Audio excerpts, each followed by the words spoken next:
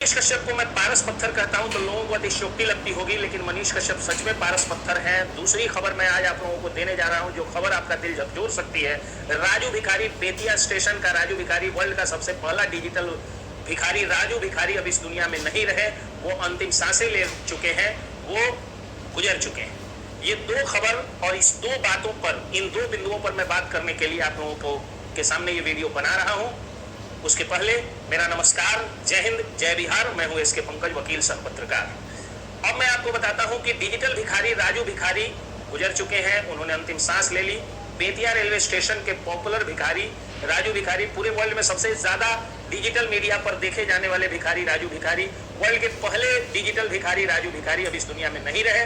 ये खबर जैसे ही मुझे मिली मैं मर्माहत हो गया, मुझे दुख हुआ। अब मैं बताता हूं कि क्यों मैं कह रहा हूं कि मनीष कश्यप एक पारस पत्थर है।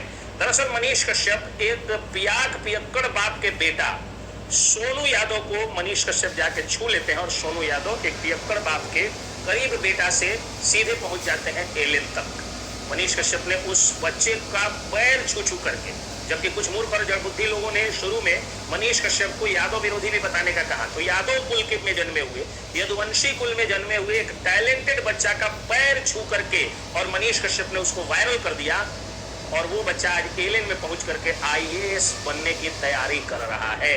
वो व्यक्ति आसमान की सोच रहा है तो आसमान पे पहुंचेगा, अगर नहीं पहुंच पाया तो खजूर पर जरूर अटकेगा। यानी अगर आईएएस नहीं बन पाया तो डॉक्टर इंजीनियर तो जरूर बन जाएगा। एक पियाक बाप का बेटा इतना आगे तक अगर पहुंच जाता है तो इसलिए क्योंकि मनीष कश्यप रूपी पारस पत्थर उस लोहे में सट जाता है और वो सोना बन जाता है। सलोनी नाम की एक बिटिया जो कि इतना सुंदर गाती है, सरकारी स्कूल में उसकी मेधा दब के रह जाती है। मनीष कश्यप पहुंचते हैं, उसको मोबाइल देते हैं, उस पर न्यूज बनाते हैं, वो वायरल हो जाती है। उसके बाद डिजिटल मीडिया के सैकड़ों पत्रकार उस तक पहुंच जाते हैं। उसके बाद एक गायक उनको जो है वो अपने साथ गीत गवाते हैं, और सलोनी जा करके जब मनीष कश्यप से एक बड़े भाई के रूप में सटती है, एक बाप के रूप में सटती है, तो वो भी बन जाती है सोना लोहा से। इसलिए मैं मनीष कश्यप को पारस पत्थर कहता हूं। सलोनी तो एक बच्ची थी, सोनू एक बच्चा था।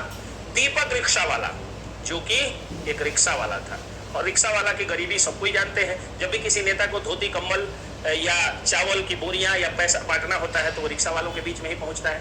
वो रिक्शा वाला दीपक रिक्शा वाले से मनीष कश्यप जाके सकते हैं, वो लोहा भी सोना बन जाता है। दीपक रिक्शा वाले को दुनिया जान जाती है, और दीपक रिक्शा वाला आज अच्छा खासा पैसा कमाते हैं, उनके बहन की शादी हो जाती है और उनके दिन बदल जाते हैं।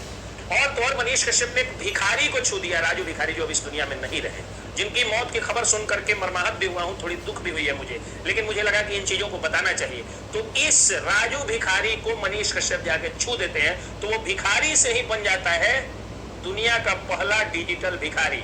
आप लोगों ने शिव खेड़ा की वो लाइन जरूर सुनी होगी या पढ़ी होगी कि winners do not do different things, they do the things differently. जीतने वाले कोई अलग काम नहीं करते, बल्कि उसी